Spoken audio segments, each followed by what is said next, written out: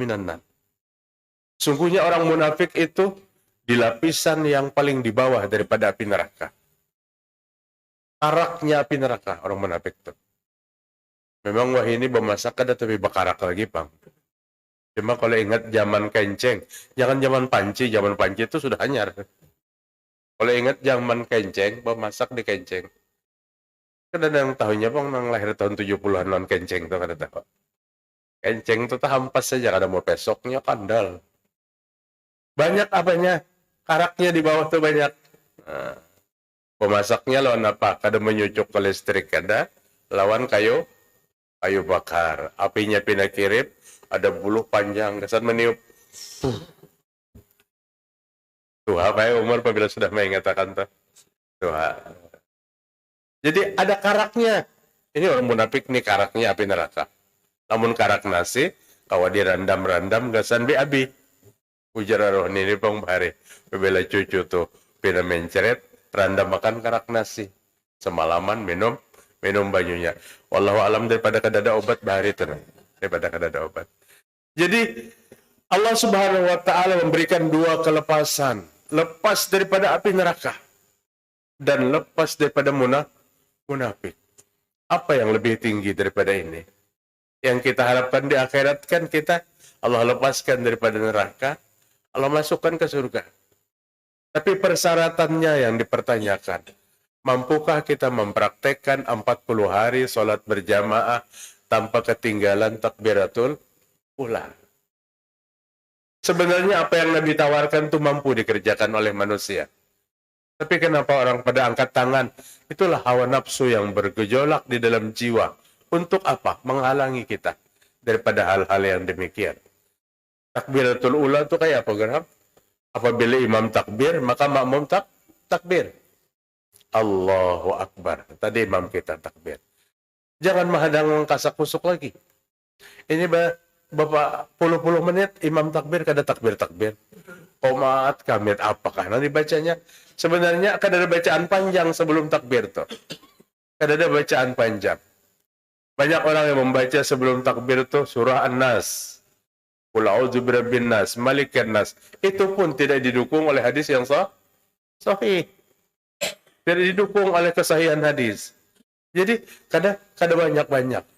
Apabila imam takbir, maka cepatlah takbir supaya jangan ketinggalan takbiratul ula.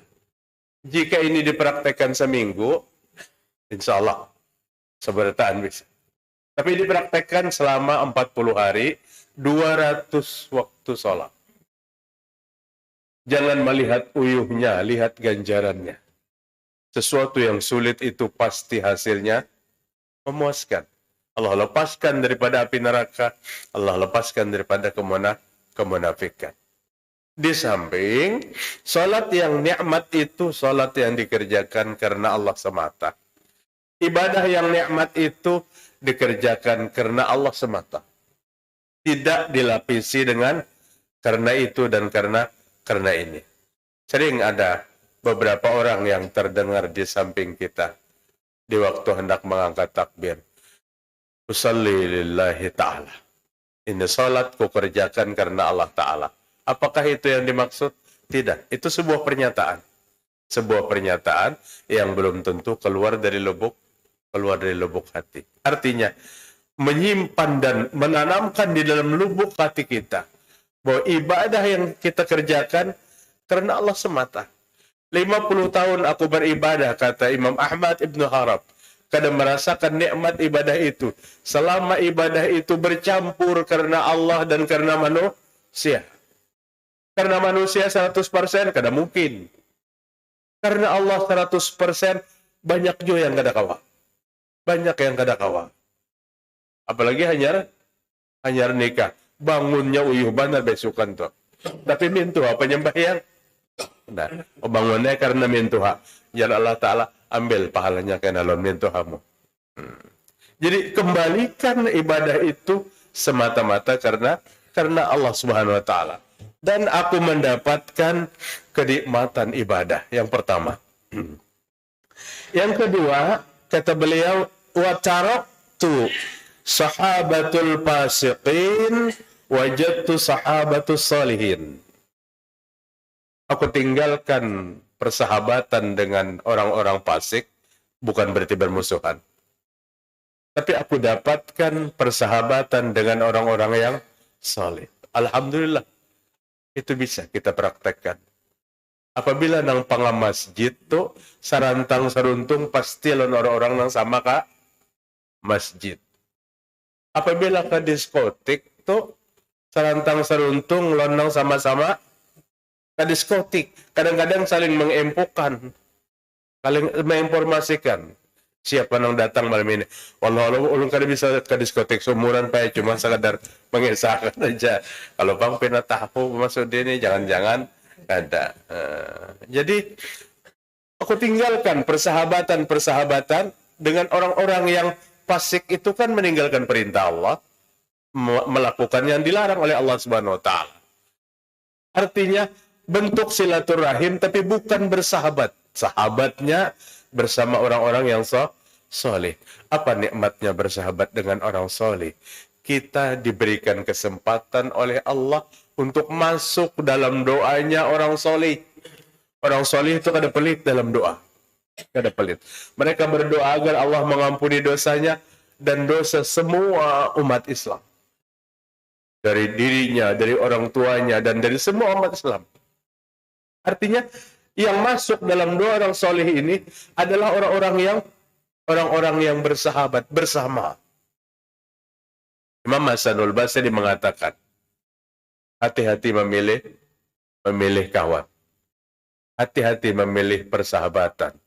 Karena apa? Banyak seseorang yang hancur agamanya karena salah memilih persahabatan. Dan agama seseorang terletak kepada siapa dia bersahabat. Dia taat kepada Allah sebelumnya, kemudian kawan nang kada tapi taat. Maka nang kada tapi taatnya bisa memberikan nas-nas, dasar-dasar nang bahapalnya. Datang ke rumah. Yang datang ni puasa. Nang di kawannya ini kada pemuasa. Pas datang ke rumahnya rahat buka puasa. Ayo kita bukaan hari ini. Aku puasa ya naseko. Aku puasa. Ini puasa wajib pang katanya. Karena aku menanggungnya lawan Allah Ta'ala. Ikan buka aja. Sistem bata tanggungan na. Ibadah kan ada bata tanggungan. Siapa yang melakukan itu yang akan bertanggung jawab dan akan mendapatkan ganjaran daripada itu. Maka pilihlah persahabatan yang membawa dan menguatkan kita kepada ibadah kepada Allah Ta'ala. Jangan memilih persahabatan yang menjauhkan kita daripada Allah. Sahabat yang sejati adalah yang membawa dan mengarahkan kita kepada mengingat kepada Allah. Bersyukur kita, Pak. Sekian ratus manusia dikumpulkan dengan sesuatu persahabatan dan persaudaraan karena Allah. Saling mengingatkan di antara kita. Kadada nang berdapat tu bererangutan kadada. Senyum berataan. Kadang-kadang bahasa salaman tu bakacak lagi nah. Saking mantapnya salamannya. Padahal waktu bersalaman tu bakacak kada bakacak tetap gugur dosa kedua belah pihak. Idza seorang mukmin bertemu mukmin yang lain, kemudian dia bermusafahat, maka dosa-dosanya berguguran sebelum dia berpisah. Ukhuwah Islamiyah terbina dengan apa? Dengan persaudaraan karena Allah Subhanahu wa ta'ala. Mengingatkan saudaranya yang lain adalah bukan sesuatu yang bentuknya menggurui, arti mengingatkan itu. Mengingatkan agar kita hati-hati dengan ini, hati-hati dengan itu, laksanakan ini, laksanakan itu. Itu tugas kita semua. Apabila kita tidak memiliki tugas seperti itu, maka kita termasuk orang yang rugi dalam hidup di dunia. Wal asri innal insana lafi khusr illa alladzina amanu wa amilus solihat wa tawasaw bil haq wa tawasaw bis sabr. Bismillah.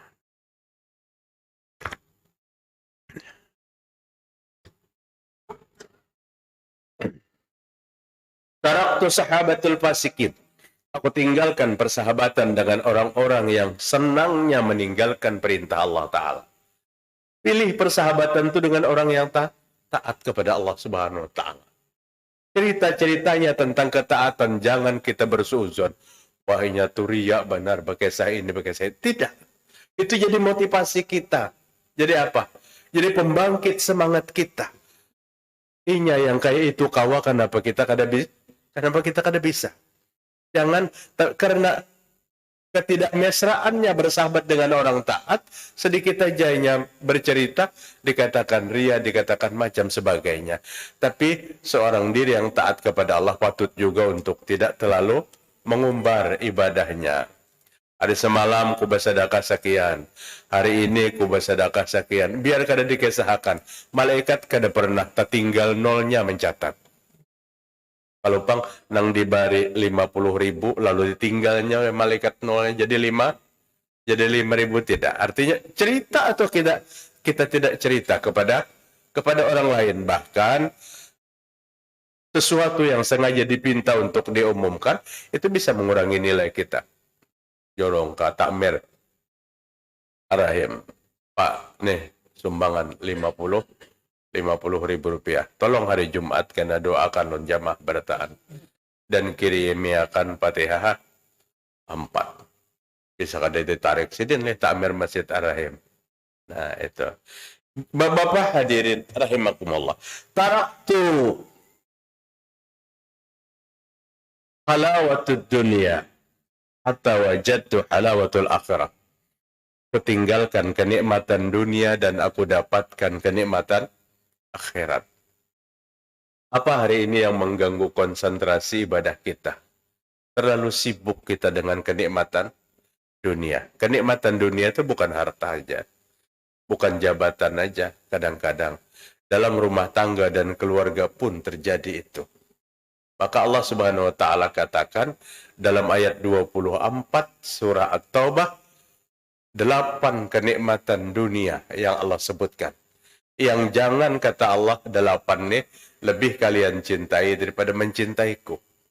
Qul in kana aba'ukum wa abna'ukum wa ikhwanukum wa azwajukum wa ashiratukum wa amwalun iktaraftumuha wa tijaratun tahshawna kasadaha wa masakin tardawnaha ahabba ilaikum minallahi wa rasulihi wa jihadin fi sabilihi fatarabbasu hatta ya'ti Allahu bi amri wallahu la yahdil qaumal fasikin. Katakan hai Muhammad kepada kita, Nabi disuruh sampaikan kepada kita apa yang Allah perintahkan untuk sampaikan. Katakan, jika bapakmu 1, kemudian anakmu 2, saudaramu 3, istrimu 4, kerabat keluargamu 5, hartamu 6, usahamu, bisnismu 7, rumahmu, tempat tinggal 8. 8 macam kamu cintai. Lebih daripada cinta kepada Allah, lebih daripada cinta kepada Rasul, lebih daripada cinta kepada jihad. Tunggu, Allah akan berikan satu keputusan yang mengecewakan kita. Ini surat kecemburuan Allah kepada kita. Agar Allah dicintai, jangan di bawah daripada 8 macam. Ayat ini tidak melarang Allah untuk mencintai 8 macam. Bayangkan jika ayat ini diterjemahkan, Allah melarang mencintai bapak, Allah melarang mencintai anak, mencintai saudara, mencintai istri, kerabat. Tidak. Ayat ini tidak larangan. Tapi ayat ini, Allah minta tempatkan kecintaan kepada Allah itu di atas daripada 8 macam. Yang Allah sebutkan dalam 24 At-Taubah. Bapakmu, anakmu, saudaramu, istrimu, kerabatmu, hartamu, bisnismu, dan rumahmu. Cintai 8 macam itu. Tapi di atasnya taruh kecintaan kepada Allah. Di atasnya kita mencintai Rasul dan jihad di jalan Allah Subhanahu wa Ta'ala. Halawatud dunya, mengganggu konsentrasi. Mengganggu konsentrasi kita. Dalam ibadah yang nyata-nyata, Nabi menyatakan apa? La sholata lihadratit ta'am.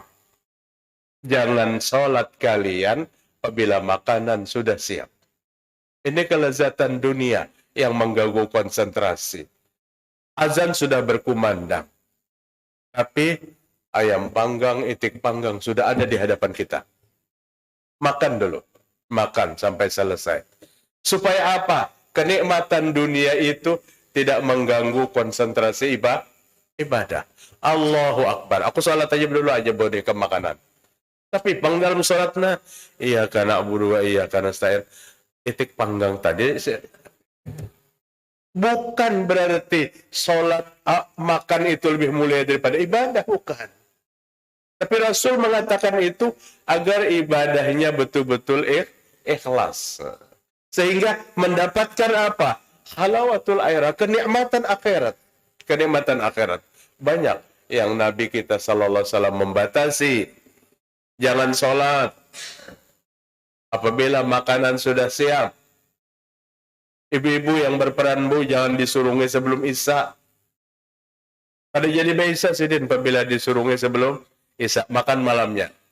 Atau makan sebelum berangkat ke masjid, atau makan sesudah berangkat ke masjid.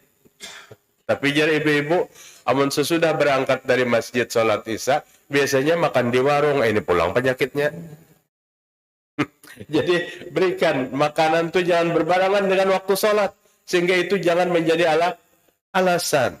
Jangan kalian sholat apabila kalian kebelet. Hendak benar bekami. Apalagi BAB. Hendak benar bekami. Maaf, hendak kentut saja jangan ditahani. Kentutakan dulu. Hendak BAB, imam sudah takbir. Silakan BAB berdahulu. Tapi jangan lawas-lawas. Jam-jam di kamar mandi, sholat kita sudah selesai. Semua itu agar konsentrasi dalam ibadah kita. Semua itu agar konsentrasi. Dilarang sholat di depan kuburan. Dilarang sholat menengadahkan mata ke atas. Dilarang sholat aniltifat, tengok kiri, tengok kanan. Semua itu memfokuskan konsentrasi dalam ibadah. Memfokuskan dalam sholat. Nabi melarang. Bahkan keras sekali ancaman Rasulullah SAW pada saat sholat mengangkat pandangan ke atas. La tahtifanna absarakum, kata Nabi. Tidak takutkah kamu Allah akan copot penglihatanmu? Allah akan cabut matamu. Saking bencinya Rasul. Orang yang sholatnya tuh mata yang liur ke atas. Menghitungi jendela masjid waktu sholat. Di mana kabarnya? Karena mata ke atas. Jangan sholat di atas, di depan kuburan. Itu mengganggu konsentrasi. Maaf, apalagi kuburan di wadah kita. Tulisannya jelas. Mata ke kuburan satu, ngarannya Ahmad. Kuburan yang dua, akhirnya menghitung orang-orang yang dikubur. Dan ini menjadikan hilangnya konsentrasi. Khusyuan dalam amal ibadah kita. Bapak-bapak, ibu-ibu, ulun simpulkan 3 macam yang menjadikan Al-Imam Ahmad Ibnu Harab nikmat ibadah setelah 50 tahun tidak merasakan kenikmatan. Yang pertama, ibadah itu karena Allah semata. Jangan dilibatkan manusia dalam ibadah kita. Karena Allah, karena manusia terbagi. Yang kedua, ibadah itu menjadi lezat pada saat kita berteman dengan orang-orang yang sama, suka dengan ibadah. Bukan orang-orang yang fasik yang suka meninggalkan ibadah. Dan yang ketiga, setiap apapun yang kita lakukan, kita mengutamakan kenikmatan akhirat daripada kenikmatan dunia.